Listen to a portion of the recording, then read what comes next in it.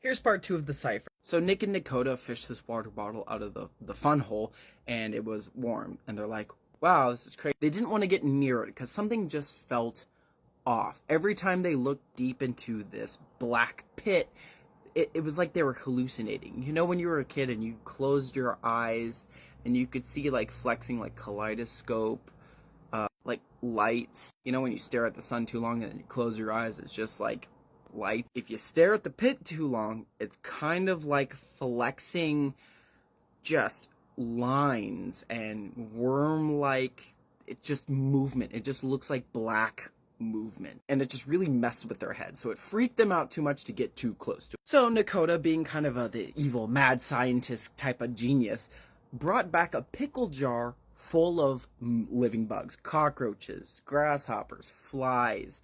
I don't know where she got all of them, but she compiled them into a jar, and Nick was like, brother, where'd you get those? God, Nick, don't worry about it, okay? It's just an experiment. Girl, you fucking weird. So she tied this jar to another rope and she slowly sent it down. But she noticed as the jar slowly disappeared into the void past the rim of the hole, she noticed the bugs started to twitch and flex and spasm like there was some sort of malevolent force causing them to seize. And then both her and Nick saw the bugs exploding into parts and then reforming like a liquid into winged legged creatures. Like something was moving through the glass, tearing them apart and reabsorbing them like clay. And then Dakota saw this and she's like, oh my god, this is literally the coolest thing ever.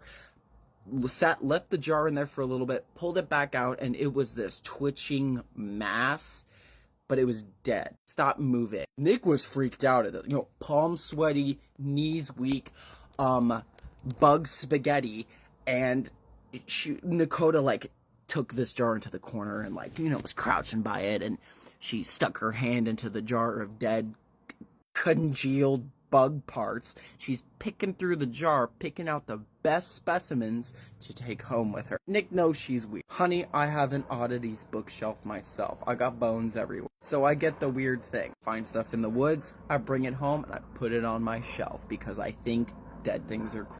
But that might be a little bit much to put my hand in a jar of darkness, possessive bugs, picking out all the best stuff so she can take home and lick it. Or maybe I would do that. I don't. Nick's just like, why are you touching that?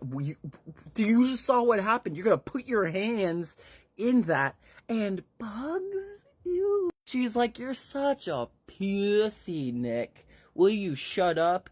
She's very insulting to Nick, even when he shows the slightest bit of concern for Dakota's safety, or just, you know, a little concern about what she's doing, if it's actually, like, morally right. She just insults him and gaslights him into believing that you're the wrong one, I'm not weird, you're just a living biatch. A lot of insults, a lot of dehumanizing him, or just name-calling, unnecessary name-calling. She's very mean to him. This whole book, she doesn't get any nicer. So as she's picking through the bugs, keeping the ones that she liked the most, she pretty much said, you know, you're fucking weird, Nick, and I don't know why I hang out with you. And then she just leaves. And Nick quickly leaves the storage room, and he's like, I don't want anything to do with this. I'm over. She's waiting for her long-lost husband to return home from war. Yes. It's schmeefin' time. It's burger time. Yum, yum, yum, yum. Do you guys like to scrumple your cat, too? You get all scrumply. You scrumpling the cat. So anyway, the next day after the whole bug fiasco, Dakota and Nicholas met up in a local cafe where they discussed the whole. Nick's like, I don't want anything to do with it. I'm over it. Please, God, let's just forget it. Just leave it alone. And Dakota, of course, wasn't listening to him. She's like, you know, you're stupid. You're a poopy head, Nicholas, and I'm tired of you. I'm gonna bring a box full of mice.